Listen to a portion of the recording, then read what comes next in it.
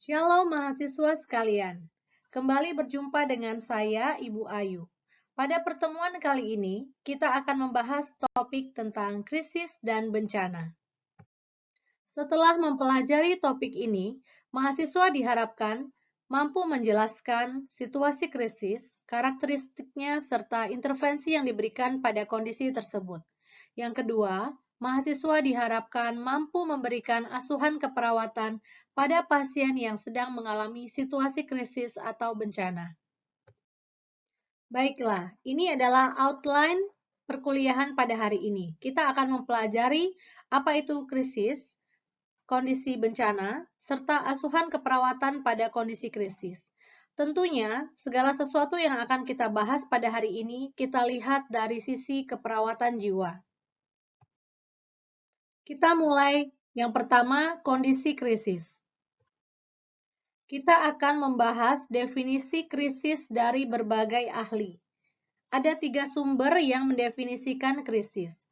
Dari sumber pertama, James dalam Fortinas 2012, kita bisa fokus pada kata-kata yang diberi highlight kuning. Di situ disampaikan bahwa krisis adalah persepsi atau pengalaman individu terhadap situasi sulit yang tidak bisa ditoleransi, melebihi kemampuan dan coping yang dimilikinya. Bagaimana dengan definisi dari sumber kedua? Di sini saya menekankan pada kata disequilibrium psikologis dan peristiwa traumatis signifikan. Apabila kita melihat kata-kata yang di highlight kuning ini, dapat disimpulkan bahwa krisis itu bukanlah suatu peristiwa saja, bukan hanya sebuah momen, melainkan peristiwa yang memberikan traumatis tertentu, dan peristiwa tersebut juga merupakan peristiwa yang signifikan, memberikan trauma-trauma psikologis terhadap individu, di mana coping mekanisme individu tersebut tidak mampu lagi untuk menghandle situasi yang sulit tersebut. Sekarang kita membahas tentang jenis krisis. Ada 2 jenis krisis yang saya jelaskan. Yang pertama, krisis maturasional, dan yang kedua adalah krisis situasional. Karakteristik krisis maturasional dari kata matur, artinya kedewasaan. Jadi di sini terjadi ketika adanya transisi tingkatan usia. Misalnya dari anak ke remaja, remaja ke dewasa, dewasa ke lansia. Terjadi krisis maturasional. Kita ambil contoh transisi peran dari anak ke remaja. Ketika masa remaja, terdapat beberapa perubahan yang signifikan, baik perubahan fisiologis atau fungsi tubuh, dan juga perubahan-perubahan psikologis. Untuk fisiologis misalnya, terdapat ekskresi atau mulai muncul hormon-hormon yang berkaitan dengan fungsi reproduksi. Misalnya follicle stimulating hormone, luteinizing hormone, estrogen, progesteron, testosteron, yang memberikan ciri-ciri antara pria dan wanita. Biasanya ini dialami ketika masa puber. Nah, perubahan-perubahan fisiologis ini tidak lepas dari perubahan psikologis. Ada tugas tumbuh kembang pada remaja, yaitu cenderung mencari role model atau jati diri. Ketika seorang remaja tidak mendapatkan role model yang sesuai dengan yang ia ingini, atau tidak mendapatkan dukungan yang cukup, atau mendapatkan pengabaian, maka sangat mungkin akan terjadi krisis pada remaja tersebut. Yang kedua adalah krisis situasional. Krisis situasional ini dari kata situasi, jadi timbul karena situasi-situasi tertentu yang muncul di dalam hidup dan mengganggu kestabilan psikologis. Sudah pasti kejadian ini terjadi secara tiba-tiba. Contohnya adalah ketika seseorang mengalami pemutusan hubungan kerja atau pada kondisi bencana alam. Nah, ini akan berkaitan dengan kondisi bencana.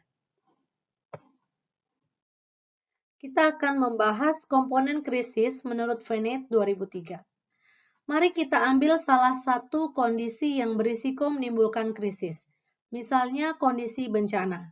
Kita ambil contoh bencana tsunami.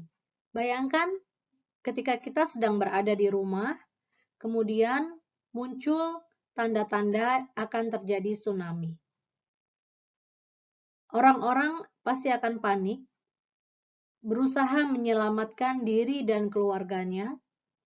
Yang ada di dataran yang lebih rendah akan berlari ke arah yang lebih tinggi. Situasinya menjadi sangat chaos dan tidak terkendali. Mari kita bahas berdasarkan komponen krisis. Yang pertama, krisis bersifat spesifik.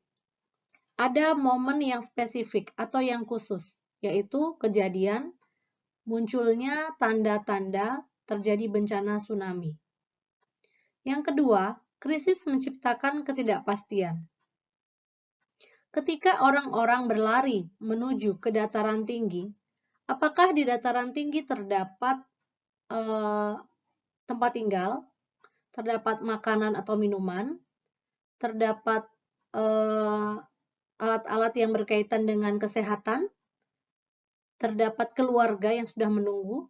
Tentu saja tidak ada yang pasti dalam kondisi ini. Belum tentu di tempat yang lebih tinggi itu ada cukup tempat tinggal, ada cukup makan minum, dan lain-lain. Tetapi yang ada di pikiran setiap orang adalah menyelamatkan dirinya atau keluarganya. Yang ketiga, krisis menciptakan persepsi terhadap ancaman. Salah satu ciri bahwa tsunami mengancam adalah respon atau perilaku dari orang-orang yang mengalaminya, di mana orang langsung mencari bantuan untuk menyelamatkan diri. Itu berarti tsunami adalah sesuatu yang mengancam nyawa, mengancam keselamatan, mengancam kesejahteraan dari individu. Kemudian, ada proses transformasi atau perubahan ketika sistem yang lama tidak dapat lagi dipelihara atau dilakukan dan membutuhkan perubahan. Ketika terjadi bencana tsunami, sudah pasti semua orang ingin menyelamatkan diri. Tidak ada lagi orang yang akan berpikir jam 7 itu harus makan malam, jam 8 harus nonton TV, jam 9 malam saya harus makan buah misalnya. Kemudian setelah itu saya istirahat, tidur. Semua pola-pola itu tidak terpikir lagi. Ya, jadi sistemnya, semua sistem berubah dan perlu penyesuaian. Itu adalah komponen dari krisis. Ini adalah salah satu gambar yang dialami akibat bencana. Kita lihat bahwa rumah-rumah porak-poranda, hanya tersisa beberapa rumah yang selamat. Kemudian kita lihat beberapa sampan naik ke permukaan dan situasinya sangat kacau. Bayangkan apabila kita berada di situasi seperti ini, yang tadinya tempat tinggal kita layak, huni, nyaman, keluarga kita komplit, tetapi karena bencana, ketika kita kembali ke rumah, mendapati situasi dan kondisi yang seperti ini. Saya rasa semua komponen dari krisis tersebut itu valid ya, terkonfirmasi. Semuanya ada di sini. Spesifik, tidak pasti, membuat kita perlu melakukan perubahan terutama untuk menstabilkan kondisi psikologis kita. Ini adalah salah satu potongan berita yang Ibu dapatkan dari media elektronik yang menampilkan bahwa ada seorang anak dari korban gempa dan tsunami yang terpisah dari orang tuanya. Banyak sekali anak-anak menjadi korban dan terpisah dari orang tua, entah itu orang tuanya meninggal atau terpisah karena terseret tsunami. Karena masing-masing menyelamatkan diri, ada yang selamat dan ada yang tidak. Dan di situ banyak respon yang baik dari masyarakat Indonesia untuk bisa membantu anak-anak tersebut dengan mengadopsinya. Kita bisa lihat penampakan kondisi lokasi bencana setelah kondisi gempa. Begitu kacau dan sangat-sangat menyedihkan. Sangat berpotensi untuk timbul krisis. Kita bisa membayangkan untuk di setiap usia. Untuk usia di balita, mungkin kognitifnya belum terlalu bisa mengingat dan berpikir secara kompleks tentang sebuah bencana. Tapi untuk anak yang usia sekolah sampai dewasa, mereka sudah betul-betul mengenal keluarga, pertemanan, dan lain-lain, dan harus mengalami kondisi seperti ini. Tentu ada duka cita yang dialami oleh korban-korban dari bencana.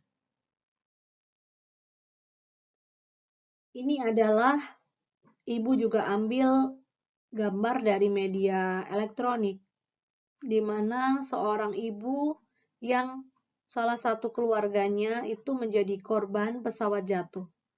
Apabila kita lihat jenis krisisnya, tentu saja ini adalah krisis situasional karena tidak berkaitan dengan transisi usia dan ini merupakan kondisi yang tiba-tiba terjadi. Ketika ibu melepas anaknya dengan sehat walafiat, berharap sampai ke lokasi tujuan dengan selamat, namun harus mengalami perpisahan karena kecelakaan pesawat. Di situ dibuat sebuah tempat atau krisis center yang dengan support atau bantuan dari para praktisi psikologi untuk bisa memberikan penanganan yang maksimal kepada para keluarga dari korban yang mengalami krisis. Apa saja faktor risiko krisis? Yang pertama, ada stresor biopsikososial yang multiple atau terjadi secara bersamaan. Faktor biologis, contohnya yang mengancam nyawa. Kita ambil contoh bencana ya. Bencana itu mengancam nyawa. Psikologis, bencana itu membuat kondisi psikologis menjadi tidak stabil karena berpotensi memisahkan anggota keluarga misalnya, atau memberikan ancaman seperti kehilangan orang-orang yang dikasihi, atau kehilangan tempat tinggal, kehilangan pekerjaan, dan lain-lain. Sosial. Bencana itu membuat hubungan sosial menjadi berantakan. Kita tidak bisa kembali melakukan aktivitas-aktivitas pertemanan, pekerjaan yang biasanya kita lakukan ketika kita mengalami bencana. Kemudian, risiko krisis yang kedua adalah kehilangan yang bertubi-tubi, perubahan hidup yang tidak bisa diprediksi, dan masalah yang tidak ada penyelesaiannya.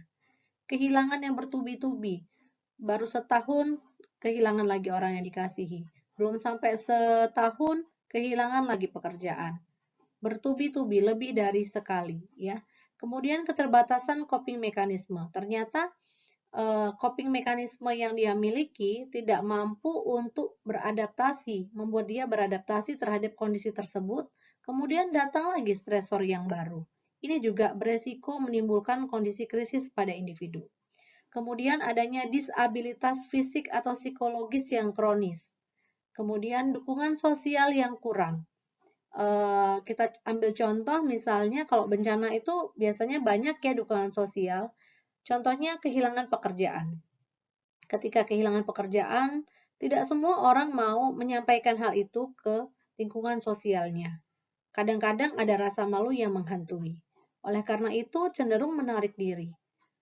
Ketika orang lain tidak tahu, maka tidak semua juga bisa memberikan dukungan yang sesuai ya kepada individu tersebut. Akhirnya ia mengalami krisis di dalam kesendiriannya. Kemudian gangguan psikiatri yang berulang, penyalahgunaan zat, dan beresiko juga bunuh diri. Akses pelayanan kesehatan yang terbatas.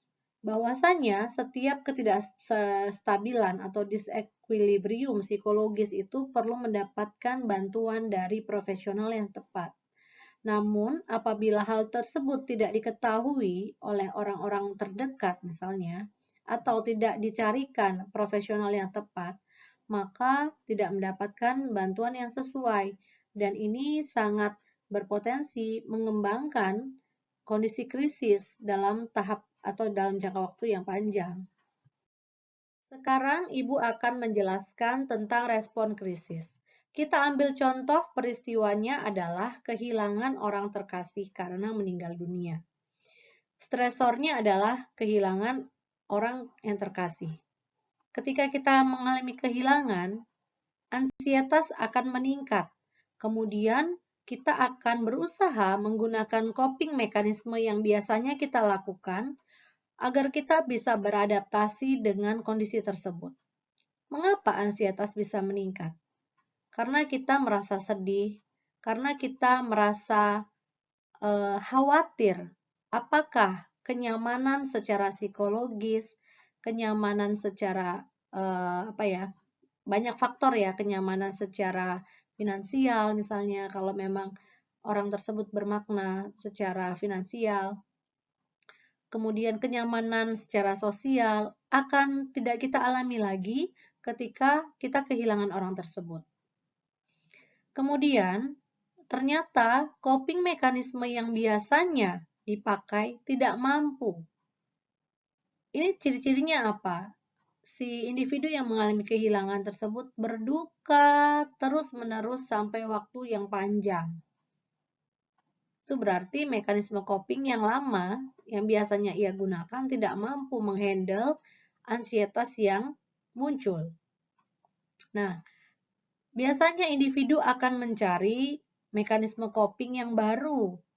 Ya, misalnya mekanisme coping yang lama itu adalah dengan mekanisme coping yang berfokus pada emosi dengan menulis diary. Menulis diary atau journaling ya, menceritakan perasaan, pikiran yang ia rasakan saat berduka di sebuah buku. Itu bisa mengeksplorasi perasaannya. Tapi ternyata hal itu malah tidak mengobati kesedihannya dan membuatnya tetap bersedih. Kemudian ia akan mencoba mencari mekanisme coping yang lainnya. Misalnya ia akan konsultasi pada orang lain yang lebih mampu untuk menghadapi stresor tersebut, yang memiliki pengalaman yang sama. Nah, apabila masalah tersebut terselesaikan, maka ansietasnya akan turun levelnya. Ansietas itu ada beberapa level seperti yang sudah kita bahas pada minggu sebelumnya. Ada ringan, sedang, berat, dan yang terakhir panik. Ketika coping mekanisme itu sudah bisa menghandle suatu stresor, maka ansietas akan lebih rendah, turun ke level sebelumnya. Tetapi kalau tidak, maka ansietas tersebut akan naik level atau tetap berada pada level yang sama tanpa penyelesaian. Nah, inilah yang menyebabkan disorganisasi psikologis individu yang mengalami sebuah krisis.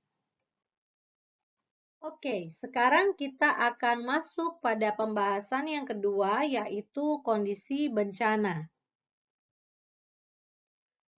Saat ini kita tinggal di Indonesia, negara dengan potensi atau risiko bencana alam yang sangat besar. Kita bisa mengambil data dari gis.bnpb.go.id untuk lihat update setiap waktunya, kondisi bencana, dan kerusakan yang terjadi seperti apa, berapa banyak korban ada di sana. Ini tampilan layar saya. Diupdate pada bulan Juni 2022, tanggal 6 Juni, bahwa sudah terdapat 1.902 kejadian bencana dan berbagai kerusakan, ada rumah, ada yang rusak berat, rusak ringan, terendam, dan lain-lain, itu sampai jumlahnya ribuan sampai dengan ratusan ribu. Kemudian fasilitas yang rusak juga banyak. Kemudian jenis-jenis bencana itu apa saja? Ini adalah rekaman data dari Geoportal Data Bencana Indonesia. Ada gempa bumi, ada gunung api. Ya, ini pada bulan Juni belum ada kejadian gunung api. Karhutla atau kebakaran hutan, kemudian ada kekeringan, ada bencana banjir, tanah longsor, cuaca ekstrim, dan gelombang pasang atau abrasi. Dan yang paling tinggi saat ini adalah banjir yang disusul dengan cuaca ekstrim. Ini pada Juni 2022. Tentu akan berbeda di setiap waktunya. Sekarang kita akan membahas tentang karakteristik dari bencana. Yang pertama adalah intensitas dampak. Intens berarti frekuensi dari dampak. Ketika terjadi bencana gempa bumi, maka akan terjadi kerusakan yang cepat dengan waktu yang singkat. Ya, di situ bencana menghasilkan kerusakan yang sangat intensif dalam waktu singkat. Tentunya ini menimbulkan suatu gangguan dalam kestabilan emosional individu ya, dalam kestabilan emosi dan psikologis. Yang kedua adalah rasio dampak. Kalau tadi intensitas, sekarang rasio. Rasio berarti perbandingan. Ketika bencana itu dialami oleh orang dengan lingkup yang lebih besar, maka dampaknya juga akan lebih luas dibandingkan dengan yang skupnya kecil. Ya. Kemudian bencana yang berpotensi untuk terulang kembali. Contohnya gempa. Gempa itu ada gempa susulannya. Kadang biasanya lebih kecil ya skalanya. Namun skala yang lebih kecil tidak serta-merta menimbulkan ansietas dengan level yang lebih rendah. Bisa jadi ansietasnya itu sama, kecemasannya sama, bahkan lebih besar apabila dampak pada bencana yang pertama itu juga sangat besar ya dampaknya pada individu. Kemudian aspek budaya dan simbolik. Ada beberapa aspek dari budaya yang berubah ketika terjadi bencana. Bisa juga terjadi budaya-budaya baru yang dimunculkan akibat suatu bencana. Biasanya ketika kondisi bencana, orang tidak akan lagi mau berbicara itu dengan orang yang misalnya sama sukunya, ya. Ini hanya tentang kemanusiaan, tentang menyelamatkan nyawa, keselamatan banyak orang. Jadi siapapun dia, apapun latar belakang, suku, agama, ras, dan antar golongan itu tidak lagi dipikirkan ketika kondisi bencana. Kita bertindak dalam kemanusiaan, ya, karena kita sama-sama manusia, kita menunjukkan kasih dan kepedulian pada sesama yang sedang terdampak bencana. Itu muncul suatu kebiasaan atau suatu budaya yang baru. Misalnya dibangun tenda-tenda darurat, dapur-dapur umum darurat, siapapun yang datang boleh makan. Ya, itu adalah budaya yang baru ketika terjadi bencana. Kalau sebelumnya tidak seperti itu pasti, ya. Kemudian, rentang dan jenis kehilangan yang dialami. Banyak ya, kehilangan dan jenisnya pun banyak. Mulai dari properti, rumah tinggal, pekerjaan, bahkan yang paling membuat orang berduka adalah kehilangan orang yang dia kasihi atau kehilangan fungsi dari tubuhnya. Ini adalah fase dari respon bencana. Ada 7 fase. Silakan diperhatikan, saya akan jelaskan satu persatu. Yang pertama adalah fase ancaman atau peringatan. Fase ini dilakukan sebelum terjadinya bencana.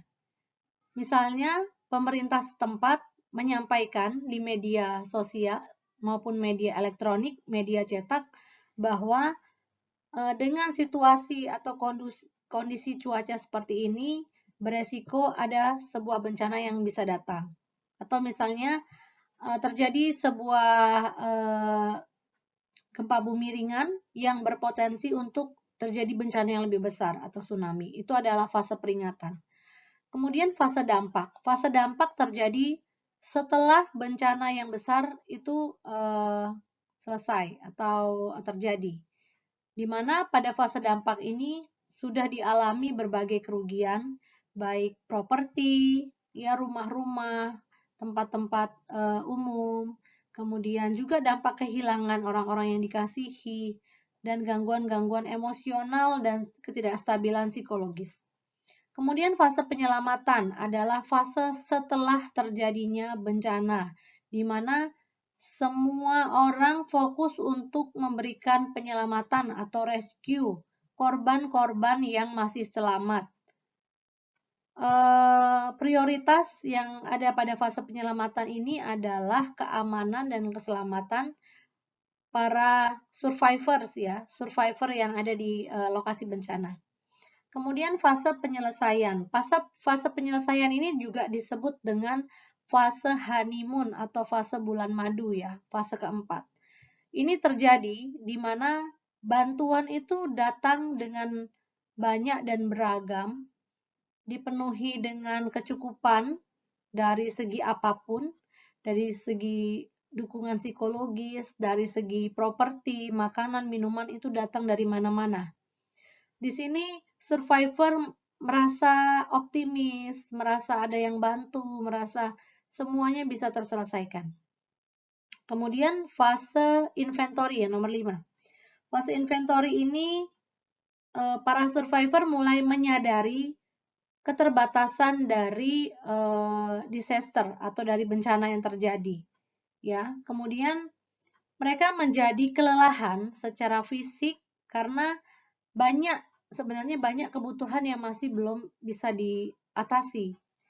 Juga sudah mulai ada tekanan-tekanan finansial setelah bencana, ya. Kemudian mereka juga merasa stres, misalnya karena harus direlokasi lokasi rumahnya.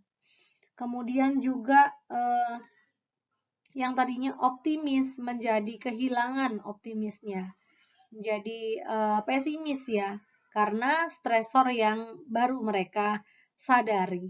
Ya, kemudian yang berikutnya adalah fase kekecewaan atau disillusionment phase.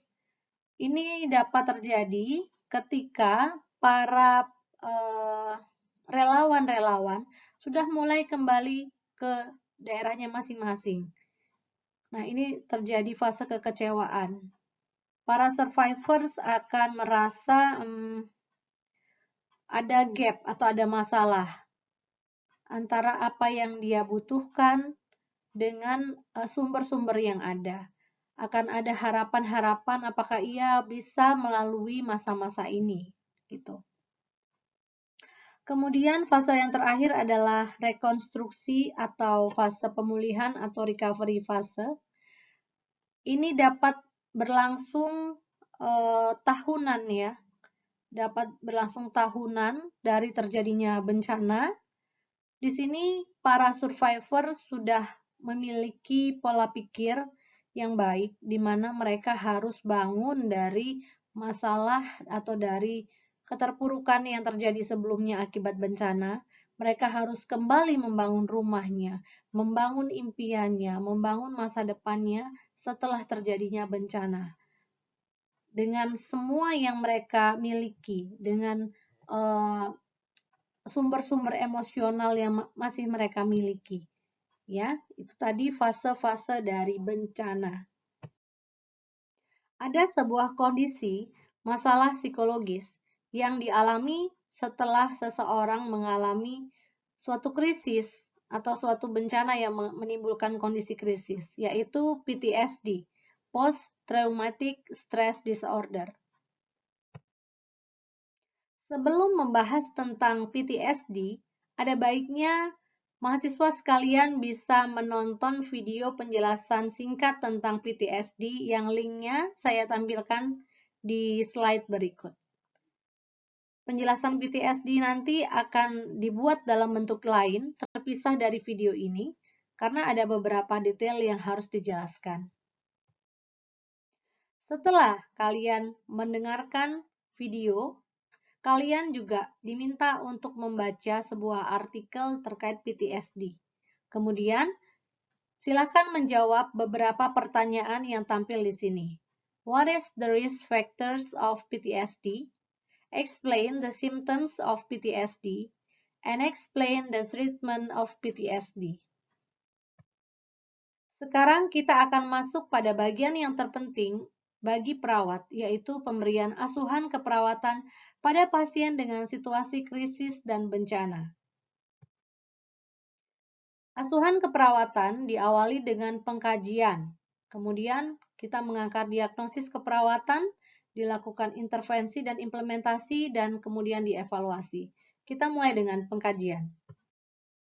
Perawat jiwa yang diterjunkan pada lokasi bencana harus dapat membantu para survivors untuk bertahan dan untuk dapat nyaman secara psikologis dalam menghadapi situasi yang tidak mudah. Pengkajian perawat atas krisis dan bencana dilakukan pada saat yang bersamaan.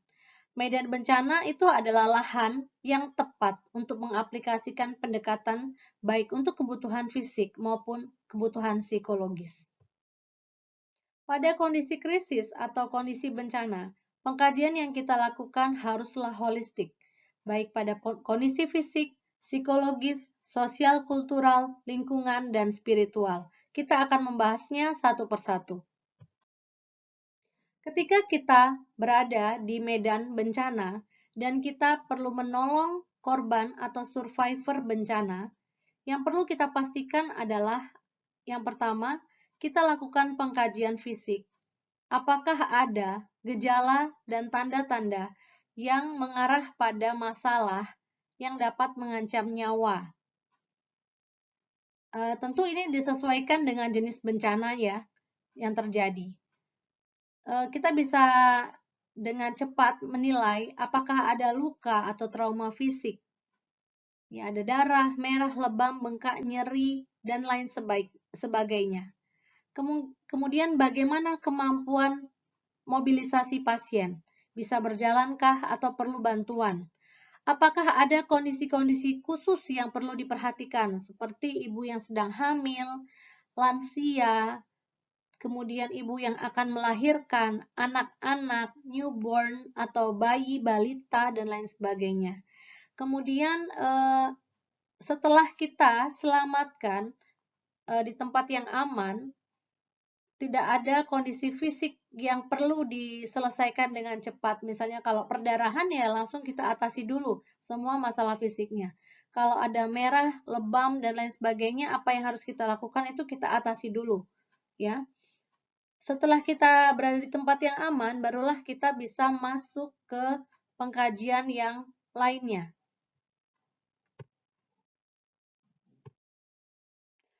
Ketika kita mengkaji psikologis pasien, pastikan klien sudah berada pada situasi yang aman, karena ini adalah lokasi bencana.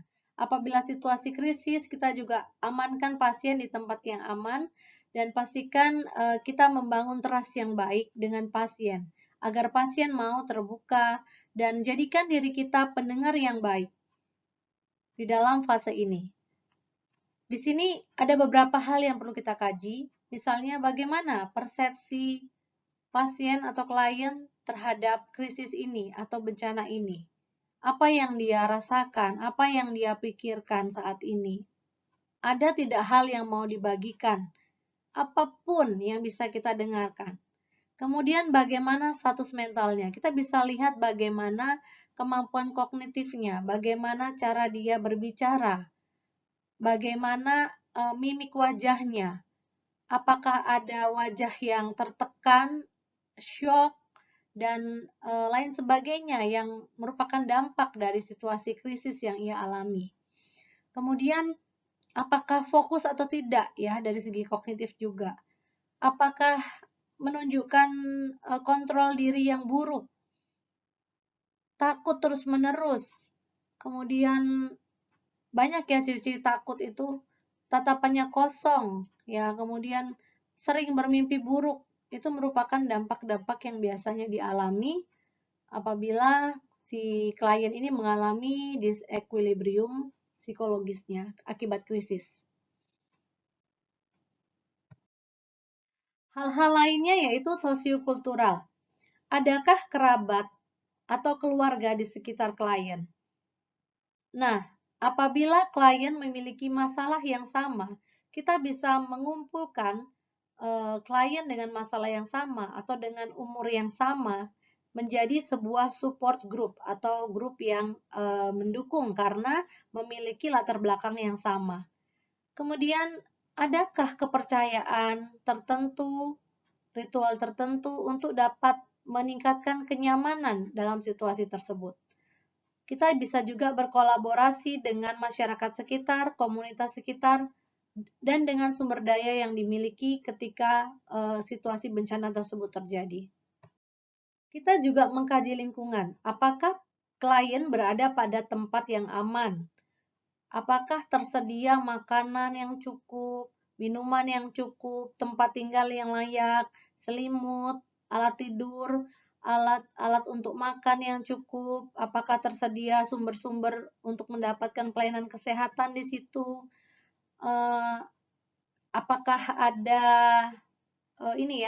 alat komunikasi, terus juga ada atau tidak masalah kesehatan yang berpotensi muncul setelah terjadinya bencana. Contohnya bencana banjir. Bencana banjir setelah beberapa minggu atau hari atau minggu, itu bisa menimbulkan masalah kesehatan yang lainnya. Seperti contohnya adalah masalah pencernaan dan masalah penyakit kulit. Pengkajian spiritual ini juga penting, karena khususnya di Indonesia, masyarakatnya adalah masyarakat yang beragama. Keyakinan dan spiritual ini penting untuk dikaji. Apa agama dan keyakinan yang dimiliki oleh klien kita? Kita bisa bantu untuk mengadakan penguatan dari sisi atau dari aspek spiritual, baik dari survivors yang beragama yang sama untuk melakukan ritual keagamaan yang sama, berdoa bersama, ataupun kita bisa minta bantuan pemuka agama untuk memberikan dukungan spiritual. Kita juga bisa kaji bagaimana harapan-harapan klien terkait masa depan setelah terjadinya bencana ini. Setelah melakukan pengkajian secara holistik, kemudian kita mulai mengelompokkan data-data yang sesuai dan menegakkan diagnosis keperawatan. Ini adalah diagnosis keperawatan yang mungkin muncul. Tentunya ini hanya dilihat dari aspek psikososial saja atau psikologi saja. Namun diagnosis keperawatan fisik juga pasti sangat banyak sesuai dengan bencana yang dialami. Diagnosis psikososial yang mungkin muncul yaitu ketidakefektifan coping mekanisme, ansietas, distres spiritual, gangguan proses pikir. Saya mengajak mahasiswa sekalian untuk kembali membuka buku referensi, boleh itu Niknok, boleh itu Nanda, boleh itu SDKI, untuk melihat apa saja tanda gejala atau batasan karakteristik yang mendukung masing-masing diagnosis keperawatan tersebut. Kemudian kita akan mempelajari intervensi secara umum yang dilakukan dalam kondisi bencana. Kita menggunakan 7-stage crisis intervention model dari Roberts. Ada 7 tahap. Di tahap pertama yaitu pengkajian psikososial. Dilakukan pengkajian secara cepat dan menyeluruh biopsikososial, spiritual pada survivors. Yang kedua, kita lakukan pengembangan hubungan yang cepat. Jadi kita bina hubungan saling percaya yang cepat. Jadi yang dilakukan oleh konselor atau perawat adalah menggunakan ketulusannya, rasa respek, kemudian penerimaan tanpa terkecuali untuk mengembangkan hubungan yang saling percaya dengan klien. Kita perlu beberapa skill, diantaranya adalah eye contact yang bagus, kemudian perilaku kita tidak menjudge orang lain atau tidak menghakimi orang lain. Kita juga perlu flexibility, karena pada situasi krisis, tidak semua survivors itu berada pada capaian yang sama. Dalam arti, mungkin ada survivors yang memerlukan waktu berduka yang panjang, tapi ada juga yang tidak. ada yang memerlukan waktu yang panjang untuk bisa berbicara, mengungkapkan perasaannya pada orang baru, ya ini perawat. Tapi ada juga yang bisa langsung trust. Jadi kita perlu fleksibel untuk itu.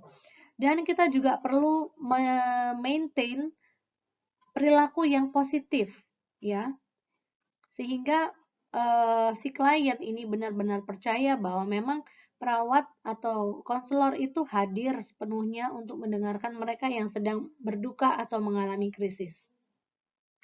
Pada tahap ketiga, kita mengidentifikasi problem utamanya itu apa, ya. Kita identifikasi dulu faktor presipitasinya. Kemudian identifikasi juga situasi-situasi yang bisa menimbulkan presipitasi lanjutan. Kemudian kita juga harus memprioritaskan pada problem utama, pada kebutuhan si klien. Kemudian kita mendiskusikan saat ini coping mekanisme apa yang digunakan, dan kita juga boleh menawarkan coping yang lain yang kira-kira bisa membantu si klien untuk beradaptasi dengan situasi yang sulit. Stage yang keempat, deal with feelings and emotion.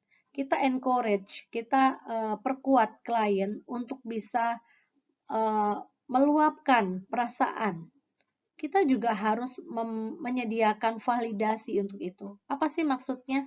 Kadang-kadang klien merasa aku ini tidak ada harapannya lagi kalau hidup karena semua keluargaku sudah nggak ada misalnya. Nah, kita berikan validasi. Apakah memang benar dia hidup itu tidak ada artinya, bukan untuk suatu tujuan.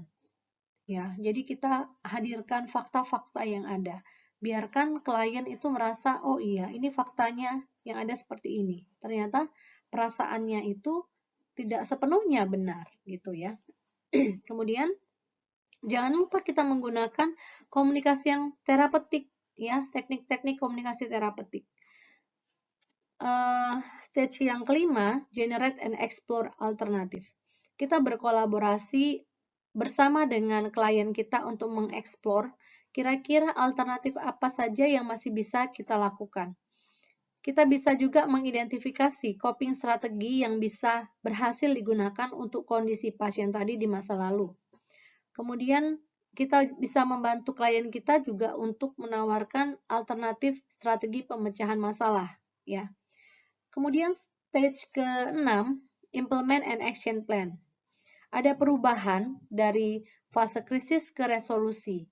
Jadi kita mulai mengembangkan rencana-rencana yang konkret untuk menyelesaikan rencana-rencana yang kita sudah diskusikan sebelumnya pada situasi krisis ini. Rencana yang konkret itu kenapa penting? Karena bisa mengembalikan kondisi disequilibriumnya si klien, sehingga kita bisa membuatnya menjadi stabil lagi, ya. Kemudian kita juga melihat ya, apakah dari event-event yang presipitasi tadi ada yang masih bisa dicegah, dan bagaimana si klien bisa melakukan respon yang lain terhadap presipitasi tersebut apabila memang terjadi di kemudian hari. Nah, yang terakhir adalah follow up. Kita rencanakan follow up visit untuk klien kita untuk bisa melihat bagaimana post krisis setelah melakukan intervensi bersama perawat, apakah klien bisa melakukannya dengan baik. Berikut merupakan teknik-teknik yang bisa kita gunakan untuk mengeksplor apa yang dirasakan oleh pasien kita. Yang pertama, katarsis, yaitu ekspresi perasaan saat membicarakan masalah emosional. Di situ klien akan memberikan atau mendeskripsikan semuanya yang ia rasakan kepada konselor atau kepada perawat. Kemudian klarifikasi. Kita mendorong klien untuk mengekspresikan secara lebih jelas kejadian tertentu. Ya, ada beberapa teknik yang bisa kita praktekkan. Misalnya, apakah maksud Bapak Bapak merasa sendiri itu karena saat ini keluarga yang biasanya ada bersama Bapak itu mesti direlokasi ke tempat yang lainnya. Seperti itu. Jadi kita mengklarifikasi apa yang disampaikan oleh klien. Kemudian saran. Tentunya saran ini bisa kita sampaikan apabila sudah terbangun trust dan kita sudah bisa membangun diskusi atau diskusi dan perencanaan yang baik bersama klien. Saran ini jangan disampaikan di awal-awal pembicaraan, karena biasanya pada tahap awal klien itu lebih ingin untuk didengarkan dulu apa yang dirasakan, karena dia baru saja mengalami situasi yang membuatnya tertekan, syok, dan lain-lain. Kemudian penguatan perilaku. Memberikan penguatan positif untuk perilaku yang adaptif yang ditampilkan. Dari hal-hal yang kecil, misalnya hari ini klien sudah berhasil menghitung berkat-berkat Tuhan yang dia terima pada hari ini. Bisa bernapas, bisa menggerakkan tangan dan kaki ekstremitas, bisa menyapa orang lain di sekitarnya. Itu adalah berkat Tuhan. Apabila ia mampu melakukan hal itu, kita bisa berikan pujian, reinforcement positif. Harapannya hal tersebut dapat kembali diulang sehingga akan terbentuk suatu kebiasaan yang baik. Kemudian dukungan pertahanan, memberikan dukungan pada pertahanan diri yang adaptif. Jadi dukungan yang diberikan kepada klien yang sudah mampu melakukan adaptasi pada situasi krisis itu kita berikan. Kemudian meningkatkan harga diri, menolong klien mendapatkan kembali perasaan berharga dan eksplorasi dari solusi untuk mencari alternatif pemecahan masalah. Sekian penjelasan presentasi dari saya. Apabila masih ada hal yang ingin didiskusikan, mahasiswa sekalian dapat mengirimkan pertanyaan melalui forum diskusi atau juga bisa mengirimkan pertanyaan melalui email. Terima kasih, sampai jumpa.